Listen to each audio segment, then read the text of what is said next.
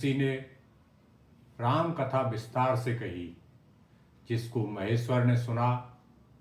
अगस्त ऋषि ने शिवजी से सुंदर हर भक्ति पूछी कि प्रभु, हर भक्ति क्या होती है, इसका आप निरूपण करिए।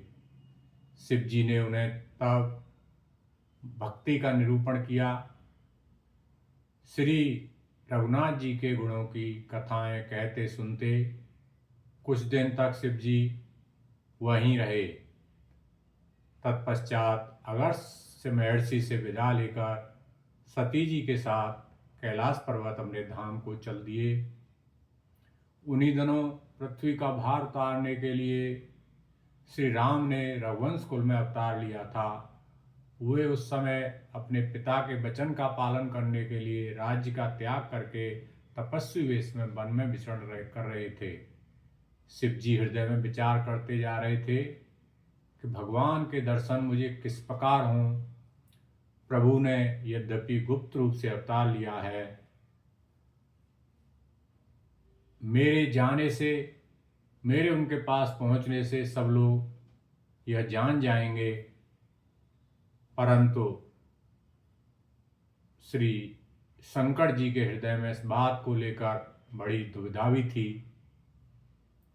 सती जी इस भेद को नहीं जानती थी।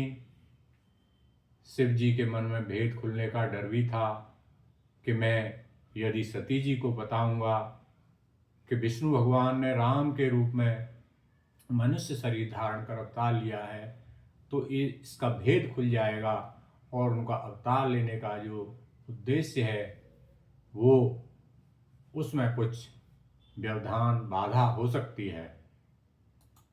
परंतु दर्शन के लालच से शिवजी के नेत्र ललचा रहे थे।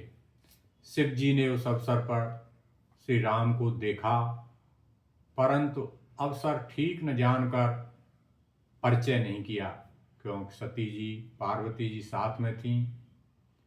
श्री शिवजी उनके दर्शन पाकर बार बार आनंद से पुलकित होते हुए सती जी के साथ चले जा रहे थे। सती जी ने शंकर जी को इस तरह देखकर उनके मन में बड़ा संदेह उत्पन्न हुआ। वह मन ही मन कहने लगी कि शंकर जी की सारा जगत वंदना करता है, वह जगत के ईश्वर हैं। उन्होंने एक राजा के पुत्र को सच्चिदानंद परम धाम कहकर प्रणाम किया और उसकी शोभा देखकर प्रेम मगन हो गए हैं। वह ज्ञान के भंडार लक्ष्मीपति भगवान विष्णु क्या अज्ञानी की तरह अपनी स्त्री को खोज रहे हैं? शिव जी के वचन भी झूठे नहीं हो सकते। सती के मन में इस प्रकार का संदेह खड़ा हुआ। भवानी ने स्पष्ट रूप से कुछ नहीं कहा, परंतु अंतर्यामी शिव जी सब जान गए। वह बोले, हे सती सुनो, ऐसा संदेह मन में कभी न रखना चाहिए। जिनकी भक्ति मैंने अगस्त्य महर्षि को सुनाई वह मेरे इष्टदेव श्री रघुवीर जी हैं। ब्रह्म स्वरूप भगवान श्री राम ने अपने भक्तों के हित के लिए अपनी इच्छा से रघुकुल में अवतार लिया है। यद्यपि महादेव ने सती जी को बहुत समझाया, परंतु सती जी के हृदय में उनका उपदेश नहीं बैठा। तब महादेव जी बोले, हे सती, तुम्हारे मन में बहुत संदेह है, तुम जाकर परीक्षा क्यों नहीं ले लेती? तुम्हें संदेह दूर करने के लिए उनकी परीक्षा ले लो। जब तक तुम मेरे पास परीक्षा लेकर लौट कर नहीं आओगी, तब तक मैं इसी वृक्ष की छांव में बैठा हूँ। शिव जी की आज्ञा पाकर सती चली गईं और मन में सोचने लगीं कि क्या करूँ, कैसे परीक्षा लूँ। सती जी वहाँ गईं जहाँ प्रभु श्री रामचंद्र जी थे। सती जी बार बार मन में विचार कर सीता जी का रूप धारण करके उस मार्ग की ओर आगे चल पड़ी। मन में एक चिंता थी कि मैंने शंकर जी का कहना नहीं माना और मैंने सीता जी का रूप धारण किया है। अपने अज्ञान के कारण श्री रामचंद्र जी पर संदेह किया है। अब जाकर मैं शिव जी को क्या उत्तर दूंगी? सती जी ने मार्ग में जाते हुए देखा कि रामचंद्र जी सीता जी से आगे चले जा रहे हैं। तब उन्होंने पीछे की ओर देखा तो वहाँ भाई लक्ष्मण जी और सीता जी के साथ श्री रामचंद्र जी दिखाई दिए। जिधर सती जी देखती हैं उधर ही प्रभु श्री रामचंद्र जी दिखाई देते हैं। सती जी ने अनेक शिव, ब्रह्मा और विष्णु भी देखे।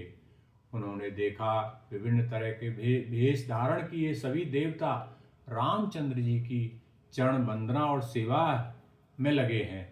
उन्होंने देखा कि अनेकों वेश धारण करके देवता प्रभु श्री रामचंद्र जी की पूजा वंदना कर रहे हैं। सीता सहित वही रघुनाथ जी, वही लक्ष्मण, चारों तरफ जिधर सती जी देखती हैं उधर यही दिखाई देते हैं।